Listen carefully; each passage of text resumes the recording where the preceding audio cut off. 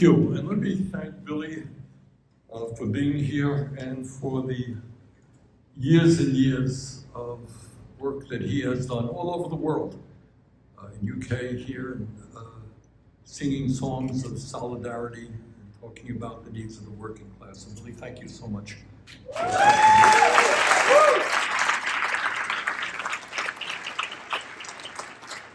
You know, the Chinese say, may you live in interesting times.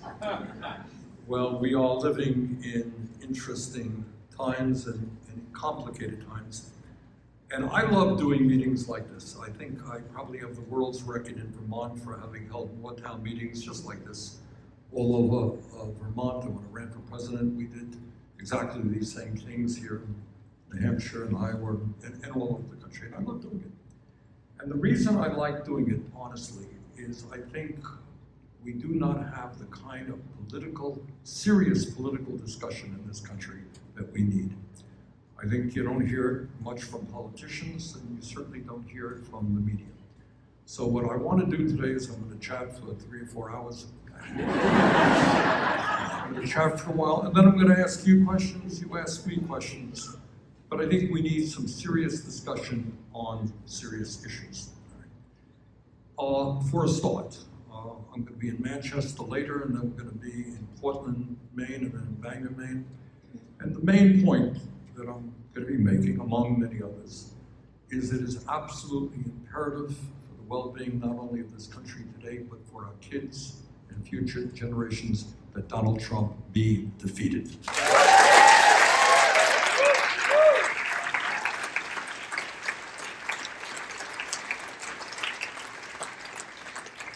And I'm not going to spend a lot of time telling you why that is the case, because I think you already know it. And just take a step back and appreciate it. Think of what it means to our kids and our grandchildren if we elect a gentleman who is a pathological liar. He lies all the time. I think he doesn't know the difference between truth and lies. This is somebody who has been convicted of sexual abuse. This is somebody who, in the midst of a moment when we are experiencing some of the hottest days in the history of the world, all right, where climate change is wreaking havoc, not only in America, but all over the world. He thinks that climate change is a hoax created in China. And we can laugh about it. But that means that if he is elected, forget about combating climate change, not only in America, but all over the world. The rest of the world will also give up. And fossil fuel will continue to be dominant. Carbon emissions and the planet getting warmer and warmer, all of that means. And this is a candidate, Trump, who after decades and decades of women struggling to overcome their second-class citizenship, he wants to take us back and deny women the basic right of controlling their own bodies. So for all of those reasons and more, Trump cannot get elected. And we've got to do everything we can to make sure that does not happen.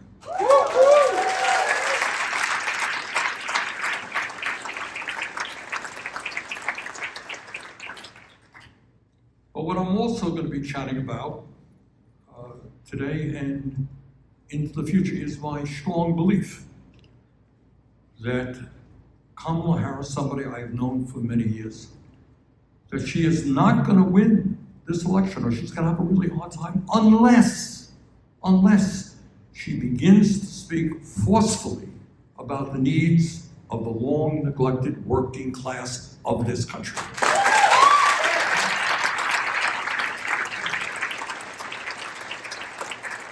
It is absolutely right to talk about abortion. It is absolutely right to talk about how Trump does not believe in democracy. Absolutely right to talk about climate change and all of the other issues. Yes. But what we have got to do, and what Democrats for too long have not done, is to understand that throughout this country, tens and tens of millions of working people are struggling to put food on the table, to take care of their kids, to retire with dignity.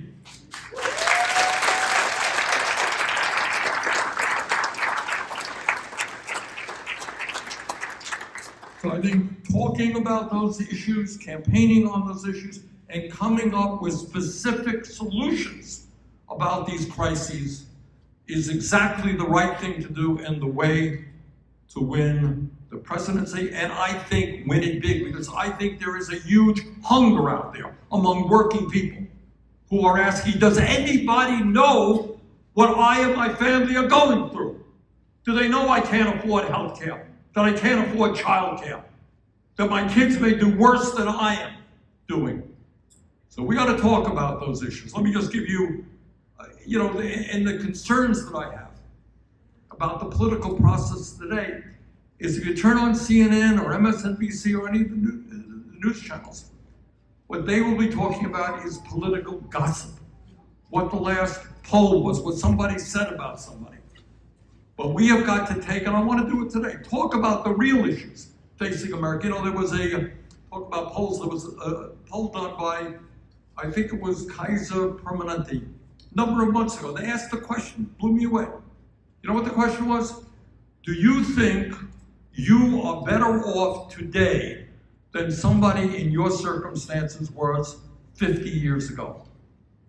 You understand? You're better off today than people were like you 50 years ago. You know what the answer was? Very strongly, people said they were better off 50 years ago. And people acknowledge, hey, a lot of major medical breakthroughs, people are staying alive today that would not have been the case 50 years ago, et cetera, et cetera. A lot of, stuff like this, which is very useful. But at the end of the day, so many things are happening in our country and our world today, which are causing anxieties, mental issues, economic issues, etc. People feel worse off today in many respects than 50 years ago. Now, when you look at what is going on in America today, I want to ask you a question. I'm going to ask you a question right now. All right? I want you to think hard. Don't give me the answer that you saw on TV this morning. What is the major issue facing this country today? Yep. Broken criminal justice. Broken criminal justice system is a big issue. I don't think it's the major one. I'm talking about the big ones. Yes, ma'am. All right. Discrepancies between rich and poor, income and wealth inequality. All right? Now, I happen to tend to agree with you. I'm going to tell you why. Because it touches on everything else, including criminal justice. All right? Here's what you got. And again, you're not going to see this, and I want you to think about why you're not going to see it on TV tonight or read about it in the papers. It's not what the media covers. In America today, we have more income and wealth inequality than we have ever had in the history of this country, period. 3 people own more wealth than the bottom half of American society. 3 people own more wealth than the bottom half of American society. Top 1% owns more wealth than the bottom 90%. To my mind, this is a hugely important issue. Have you ever seen it discussed on television? No. Who determines what are the important issues, what you will see on television? Well, who owns the bloody media? All right. You got 8 media conglomerates that determine 90% of what the American people see, hear, and read. Okay? So you turn on television, you think you got 100 channels, they're owned by relatively few, very large companies. So our job is, the first thing we have to do is to ascertain in our own hearts and our brains, what are the most important issues? So I think when you talk about massive income and wealth inequality, it is not just, this guy has a private jet, I'm jealous. That's not the issue. It is that we have an economy today which is doing phenomenally well for the people on top. They are making out like bandits, and of course many of them are bandits. All right. So you have, over the last 50 years, I'm going to just lay out a few boring facts, but you're not going to hear it elsewhere. See Mesville, hear it here. Listen to this. Rand Corporation, which is, big corporation, they do studies. They did a study which showed that over the last 50 years, there has been a $50 trillion transfer of wealth from the bottom 90% to the top 1%. Got it? So the rich and the 1%, they worry about redistribution of wealth. Bernie Sanders wants to redistribute wealth. Well, they do. But there has been a redistribution of wealth. Problem is, it's gone in the wrong direction. From the working class to the 1%. And by the way, how often do you even hear the expression working class? Never. So again, good thing that we are a classless society. Isn't that wonderful? Everybody has about equal amounts of stuff. We don't even hear the term, because if you use the term, it suggests that you live in a class society where there is inequality. Media and others would prefer not to talk about it. All right. So you got, on one hand, people on top love the status quo. Status quo is working phenomenally well for them. On the other hand, what do you got? You tell me, what do you got? What's going on for working class people today in America? Raise your hand. Let's get a hand right here. Yes. No housing. Can't afford it. Hey, Gene, how are you? I didn't see you there. You have a major housing crisis in Burlington, where Gene and I live. Unaffordable. All over the country. Every place I go, cost of housing is soaring and unaffordable. And of course, we have some 600,000 people sleeping out on the streets. Housing is a major issue. Yes, ma'am. Minimum wage. All right. Minimum wage, federal minimum wage is $7.25 an hour. It is in New Hampshire as well still, right? Yep. States around the country have raised it, but at the federal level, it is $7.25 an hour, which means it's not that many people are working for $7.25, but it means that millions and millions of people are in fact working for $10, $11, $12 an hour. And that speaks to the fact that we have working people all over this country working 50, 60 hours a week and going nowhere in a hurry. So you're right, low wages in general, and the answer obviously is to raise the federal minimum wage to a living wage. Now I am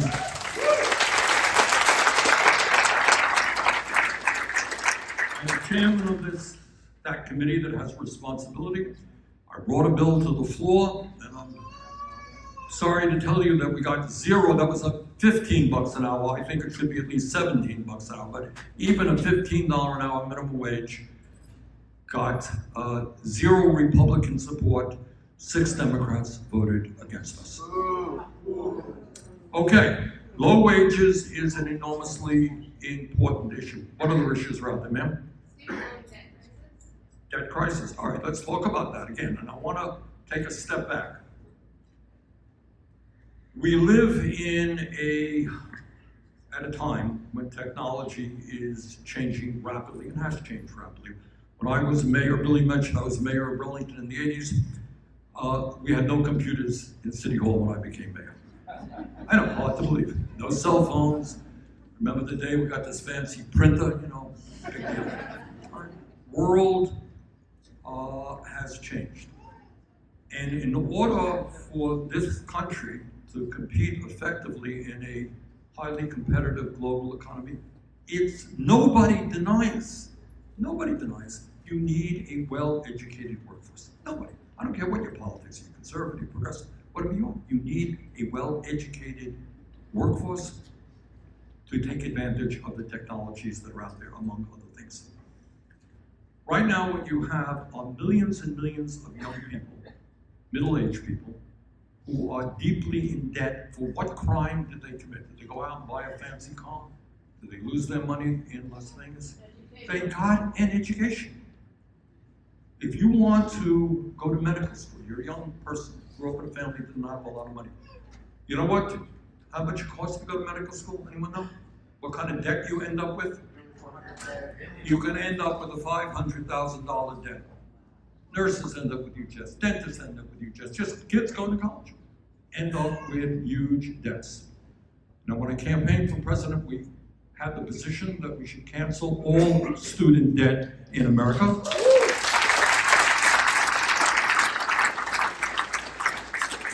Is my position. President Biden did not go as far as I would like, but we have canceled debt for some 5 million Americans. This is no small thing.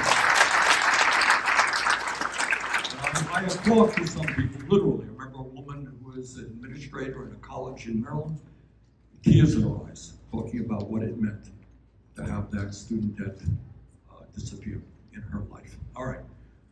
So the issue about student debt is not just the burden of the debt, it is also about people not wanting to get a higher education because of the fear of that debt, and it is the stupidity of making it difficult for people of all walks of life to get all of the education that we need.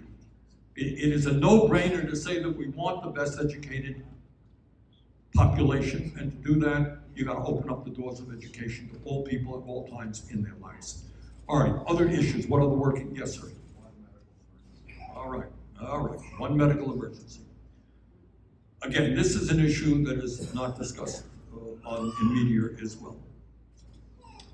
How many major countries on earth do not guarantee health care to all people as a human right? One. You're living in it. We are spending twice as much per capita, every man, woman, and child, on healthcare as the people of any other nation. Anyone know how much we spend per person? That's what people pay out of their own pocket, Medicare, Medicaid, VA, what your employer pays. What are we spending per person on healthcare? Anyone know?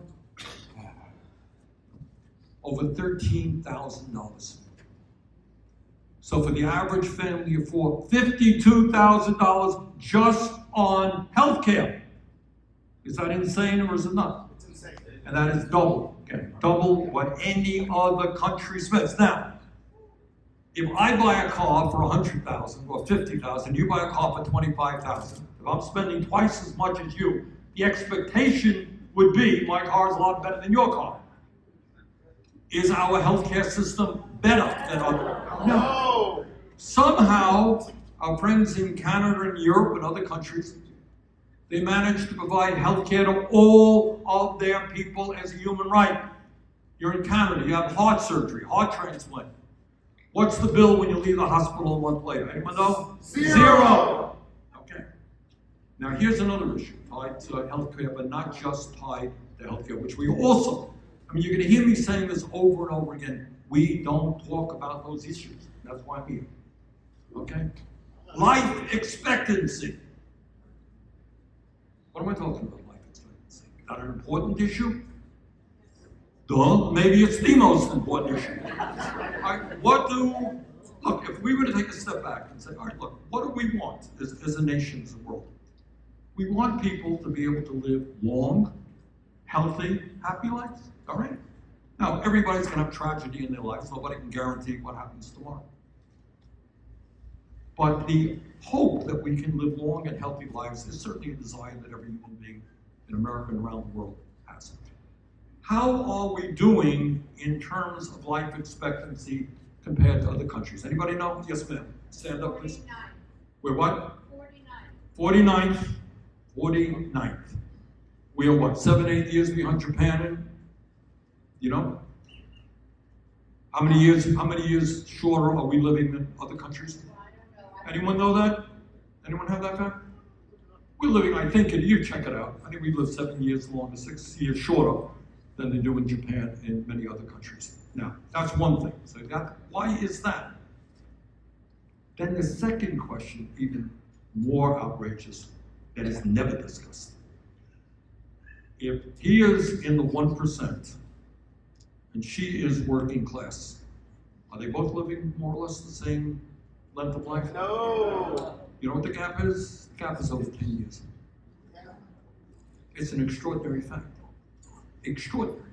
People on top in America live as long as people around the rest of the world. But working class and low income people live, in some cases, 10, 15 years. Not in some cases, on average, significantly less than the people on top. Why is that? Healthcare is one factor. It's an important factor. It is not even the most important. Yes, if I am sick and I'm rich, I can go to the best doctor, get the best healthcare. That makes a difference.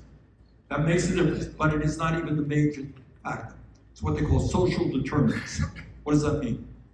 Stress. Who said stress? Talk about it. Stand up. Don't be stressed out.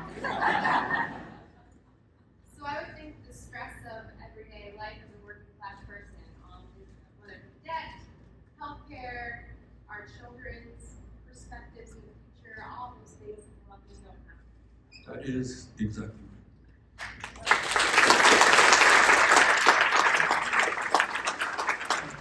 Just stop and think. And we don't talk, this is never talked about. It is the daily struggle to survive. Right? You're worried that your landlord may raise the rent. Landlord raises your rent, you're gonna have to move your kids to school, you're gonna take your kid, move that kid to another school. It's a huge deal, right? You got sick. You end up in the hospital. Here's a fact, go back to healthcare. We did a hearing on this. I may get my numbers a little bit wrong here, but roughly speaking, half of people who get cancer in America lose their life savings in several years. And many of them are forced into bankruptcy. Okay? An astronomical number. Take a deep breath and think about the insanity and the cruelty. Talk about stress. I have talked to people who were terribly sick, didn't even tell their wives that they were sick. Terribly sick, because they were worried about the financial implications of their illness. So imagine struggling with heart disease, cancer, and then you got to worry about whether your family goes bankrupt. That's called stress. All right? Stress is whether you go to the grocery store, you can afford to buy halfway decent, healthy food. Stress is what your kid is going to have a even lower standard of living than you do. Stress is going to a job that you hate to go to, where you hate the boss, but you go there because you need the paycheck. And maybe one of the most dramatic realities that we have seen in our lifetimes is what happened during COVID. And during COVID, you saw the class structure of America playing out in a way before our eyes that we had never seen before. If you were wealthy, you stayed at home. Maybe you went up to Vermont, you bought a nice house that you paid for by cash, and you did your work from a computer. If you were a nurse, you went into a hospital where COVID was rampant, you didn't even have the personal protective equipment that you needed, and you got sick and sometimes died. If you were a bus driver, you died. If you were a warehouse worker, you died. Tens and tens of thousands of people went to work understanding the risk during the pandemic, but they had to feed their families. All right? That's what stress is about. So we are living in a country, life is difficult. But if you are struggling every day economically and worried about the future, that stress, it's not me, it's what the doctors say, has a huge impact both on your physical well-being and your mental well-being. And simply knowing that if your kid gets sick, you don't have to worry about having to worry whether you can pay the bill or not. That you live in a decent house and you're not going to get evicted from it. That you have a job where you're treated with respect. All of that removes a whole lot of stress, allows you to breathe, allows you to live. So we don't talk about it at all. But the working class in this country today is under enormous stress. That is one of the reasons they're living significantly shorter lives than people who have money. All right, other issues out there. Yes, sir. Threat to democracy. Okay, I want to extrapolate from that. In America, obviously in Trump, you have somebody who, even in the last campaign, this is what he said. He said, the only way, this is a month, 2 months before the election. He said, the only way I can lose this election is if there is fraud. So what does that mean? It means that I can't lose the election, or I shouldn't lose the election, right? Because if there is fraud, that's illegitimate, and that's the only way I can lose. So I can't lose. And if I can't lose, then any action necessary to keep me in office or give me office is appropriate. And we saw what happened on January 6th. So it is not just in America, I should tell you. It is in many parts of the industrialized world where people are looking to authoritarian leaders for their future. Why is that? Fear. Fear of what? Raise your hand, I didn't see the hand. Yes, stand up, please. When authoritarians will give you hope, they'll say that this is your problem, this other person's your problem, and I'm going to fix all of your problems. Good, exactly right. I have a hard time, to be honest with you, listening to Trump's speeches. But being I was going to be on TV a little bit after his speech, I thought it was appropriate to listen to the damn speech. I gave up after an hour and 15 minutes. I couldn't do the whole thing. But as this gentleman said, it's exactly it. Hey, we got problems, give me the power. I'm not going to tell you how, I'm not going to tell you what, I'm not going to tell you what. Give me the power, I will take care of it. And by the way, as every demagogue does, these are the people who are causing all the problems. In this case, undocumented people. You know, other cases it's Jews, other cases it's blacks, other cases it's gays. You name the minority, we got it. And they are always the cause of all the problems that the demagogue will deal with. But what are the conditions? Why are people by the millions willing to accept that irrationality? Who has thoughts on that? Why? Ignorance. Yep. Now, ignorance is not a good enough answer. Yeah. Simple answers for complex issues. All right. Yep. They're only listening to one side of the story. All right. They're only watching Fox, right? Yes. They want a strong man. They basically want somebody to tell them they need. Yeah. But why? That's what I'm at. I agree with everybody. Let me get some more hands. Yes, ma'am. They're desperate. All right. Elaborate on that. They don't know what else to do. Okay. They can't figure out which way to go. All right. They're desperate. Let's stay on that one for a second, ma'am. There's a lack of leadership Okay. All right. So here I'm going to tell you something that many of my Democratic friends get angry at me for saying. There was once a time in the 30s, the 40s, the 50s, even up to Kennedy, maybe beyond, the 60s, Johnson, where if you walked out on the street and you said to somebody, tell me, I don't care what your political views are, which is the party of the American working class?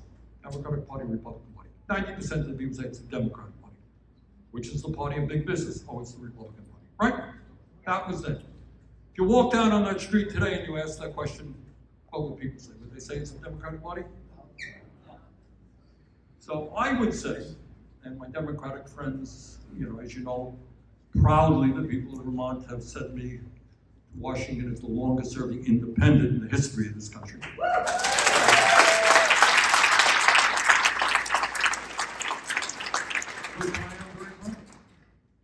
But I think one of the reasons that we're seeing the problems that we are seeing is that the pain that people are experiencing is not being acknowledged by the Democratic Party, and certainly there are not bringing forth solutions.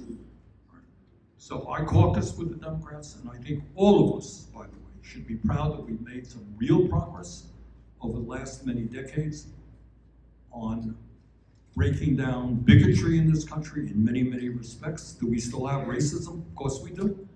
But we have made real progress. Do we still have sexism in America? Absolutely. But we have made real progress. Do we still have homophobia in this country? Yeah, we do. But we have made real progress. And we should be proud of that. And by the way, Democrats have played a very active and strong role on all of those issues. But on the other issue, the economic struggle, the right of all people to be able to live their lives with a decent standard of living, live with dignity, no.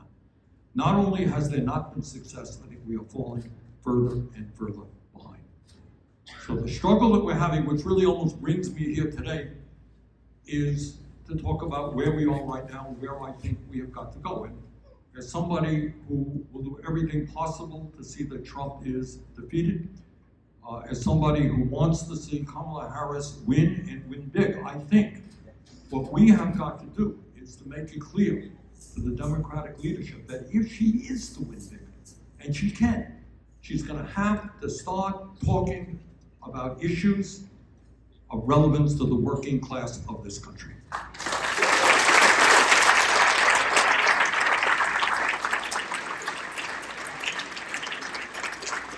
What do I mean by that? Let me just give you some very specific thoughts. First of all, when we talk about an economy that is rigged in favor of the very rich, we are also talking about a political system which is absolutely corrupt.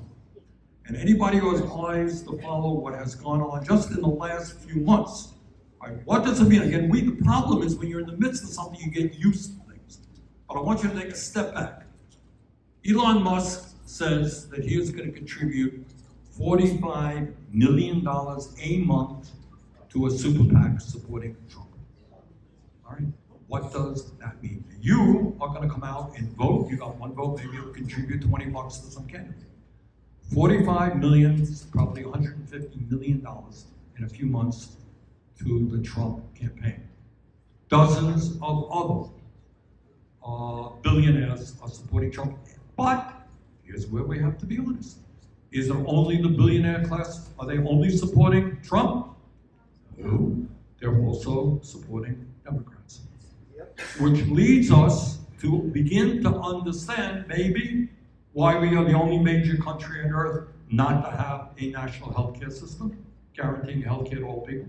Maybe leads us to understand why we have not raised the minimum wage to a living wage. Maybe leads us to understand why billionaires pay an effective tax rate lower than what you pay. Boom. Because when you make huge amounts of money, Elon Musk is many things, but he is not dumb. And for him, $45 a month is a cup of coffee for you. He's worth, I don't know what it is, $200 billion. It's pocket change. But he gets access to, he hopes, the next president.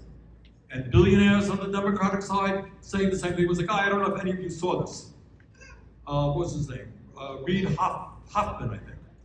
LinkedIn, a billionaire. He has raised $7 million for Kamala Harris, or for the Democrats, I guess.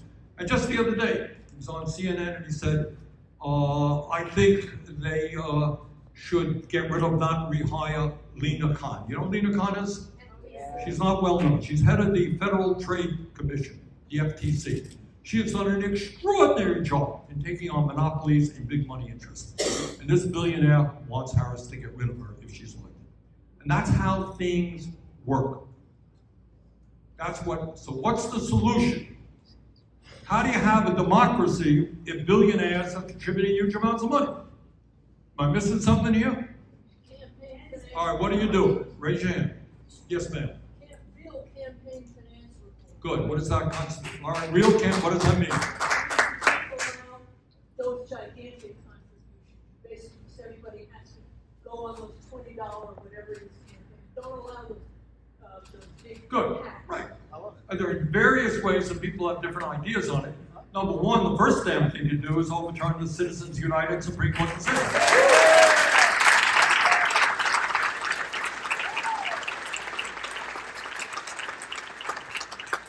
It's probably, one of the very, very worst decisions ever rendered by a Supreme Court, and is moving rapidly to undermine American democracy. I mean, you have to question, I think the reality is, you don't live in a real democracy when somebody can contribute hundreds of millions of dollars into a campaign. That's right. And you get one vote. That's not democracy. All right, so that's very important. All right, what else? Give me some specific, gentleman right here. Yeah. Qualified immunity, Qualified immunity, explain that. meaning that prosecuting attorneys can withhold exculpatory evidence. Okay. Police officers can lie on the stand and not say about the day and falsify documents in other cases. I think criminal justice is on your mind, huh? I won't even ask you why, but. Okay, all right. But I would say when I talk about criminal justice and think about criminal justice, what first thing that comes to my mind is I think about people getting ripped off by large corporations. I'll tell you one story. This is years and years ago. It's just emblematic of what goes on. I was going to be on CBS to talk about Monsanto and the role they play in agriculture. So I was going to be on, get my 7 seconds on TV. Years and years ago. Monsanto lawyers called up CBS. CBS is not a nickel and dime operation, by the way, and threatened to sue them if I was talking. And what you have is, if somebody is wealthy and commits a crime, they have lawyers up the kazoo that can stall it, that can delay it. But if you're poor, you know that there are some astounding fact. Maybe somebody can help me on it. There are huge numbers of people in jail today, in jail right now, who have never committed a crime because they can't afford bail. They've been charged with the crime. Maybe they're guilty, maybe not. All right. That's a broken criminal justice system. But the more important point, even when you talk about criminal justice, and again, I don't have all the facts right in my head, but we have, I think, per capita more people in jail than any other country. So why do we have so many people? Well, then it gets back to your educational system, it gets back to housing. You know, countries that invest in their kids and in healthcare and in housing and in education, guess what? They don't end up in childcare. They don't end up with people who are completely alienated from whom crime becomes a way of life. All right. What else? Give me some, if Kamala Harris were here, and I'll probably talk to her next week, so I'll convey your thoughts to her. What would you have me say to her? Yes, ma'am. Women's rights and the right to our bodies. Yeah. All right. Kamala Harris knows that very well, and she will be, I don't have to tell her that, if she knows it. All right. Yes, sir. Stand up if you could, please.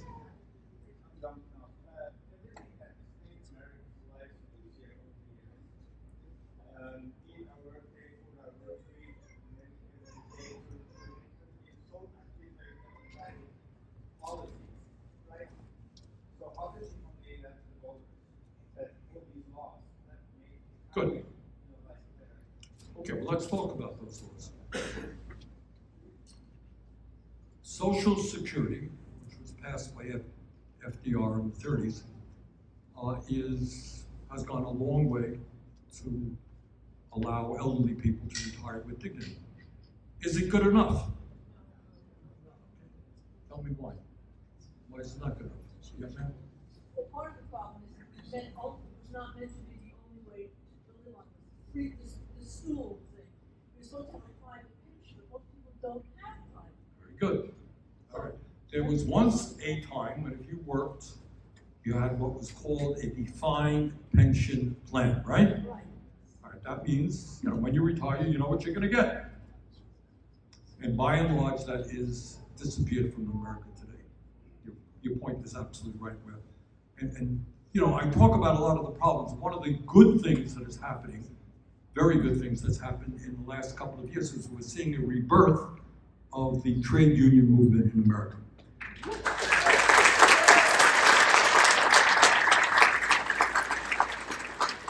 And people like Sean Fain, who's head of the United Auto Workers, that's one of the demands that he raised, is that older auto workers, when they retired, had a defined pension. Younger ones don't. He wants to bring it back for auto workers and workers all over this country. Absolutely right. All right, Social Security. Right now in America, and I didn't know this, we did a hearing on retirement needs. I didn't even know it, I learned it. 25% of seniors in America are living on $15,000 a year or less. You believe it? How the hell do you live on $15,000 a year? I don't know. Half of seniors are living on $30,000 or less. So I agree with you that we've got to bring back the concept of a defined pension plan. What should we do with Social Security? There are 90% of the Republicans in the House want to, in one way or another, cut Social Security benefits. Anyone think that's a good idea? No. All right. What do we do? What's the better plan? Yes, ma'am. Way in the back. Yes. I'll tell you the danger of that answer in a minute. What's a better solution? Yes, ma'am. I Okay. Go back to taxing people. All right, how does that relate to Social Security? Anyone know? I was just talking about. All right, but I want to stay on Social Security because it's related. What is the fundamental problem with the funding of Social Security right now? Anyone know? Yes, ma'am. Increase the cap. All right, so here's the story. How many people know what we talk about when we say lift the cap? All right, good. All right, right now, you got somebody making $16 million a year, somebody making $160,000 a year. They both pay the same amount into the Social Security Trust Fund. So we've got legislation in that lifts that cap, taxes all income. And you know what you could do with that? What you could do, number one, is you raise Social Security benefits by over $2,000 for Social Security beneficiaries. And you extend the life of Social Security for 75 years. How's that?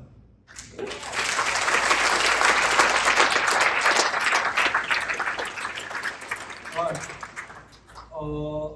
Person just mentioned Medicare. What should we do with Medicare?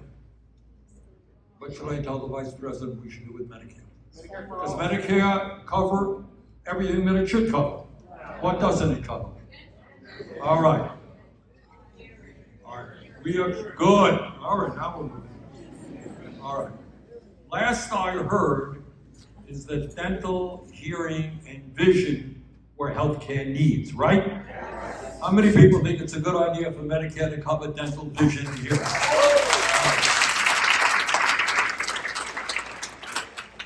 All right.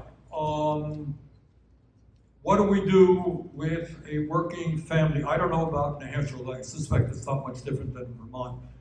If you have a 3-year-old, childcare, I don't know, what's it cost, $20,000 a year now per kid?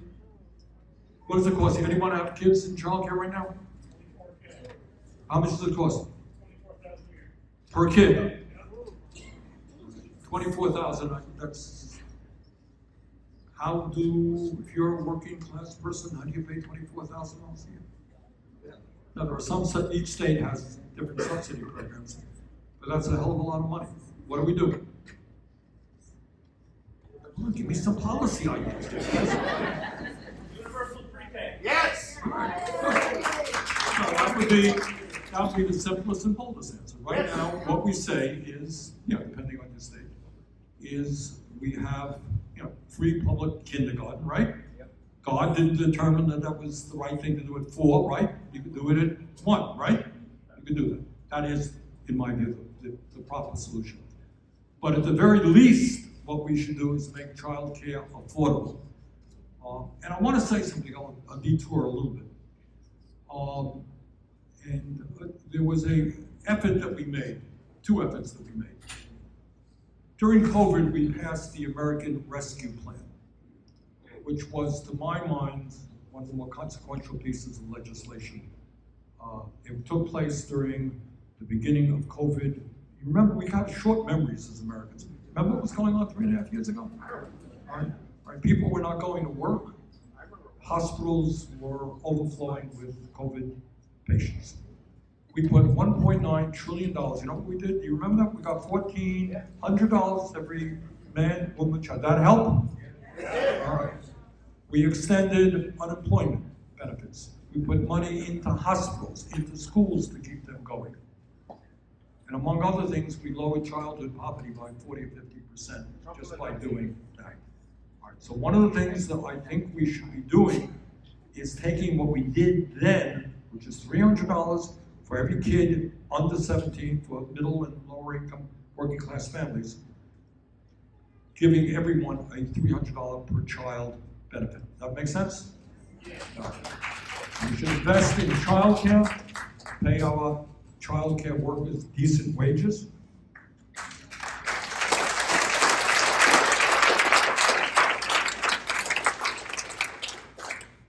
And make sure that what we try to do in Build Back Better program was nobody would pay more than 7% of their income off the child care, which would have been used for. The point of all of this is to remind us all, you're living in the wealthiest country in the history of the world. If we were a poor nation, we would have a different discussion. Hey, we're poor, we can't afford health care. We're poor, we can't afford education. We're poor, we can't afford housing. We're poor, we can't take care of children. We're not poor. We're extraordinarily rich, but we have a rigged system. So what I would suggest that we focus on in the next few months, in what is the most consequential election in our lifetimes, absolutely, is that we do everything we can to defeat Trump. We do everything that we can to elect Kamala. But at the same time, we try to build a movement and talk to each other to demand that her administration is vigorous, not only in protecting our civil rights and our civil liberties and the right of women to control their own bodies, not only on climate change and so many other issues, but in the richest country in the history of the world, all of our people should be able to enjoy a decent standard of living. In many other countries, that already exists. You know, when we talk about healthcare as a human right, in this country it sounds radical. It exists all over the world in other industrialized countries. Other countries have strong childcare systems, which are free or inexpensive. Other countries are housing their homeless and building affordable housing. You know what? The rest of the world can do it. We can do it too. Thank you all very much.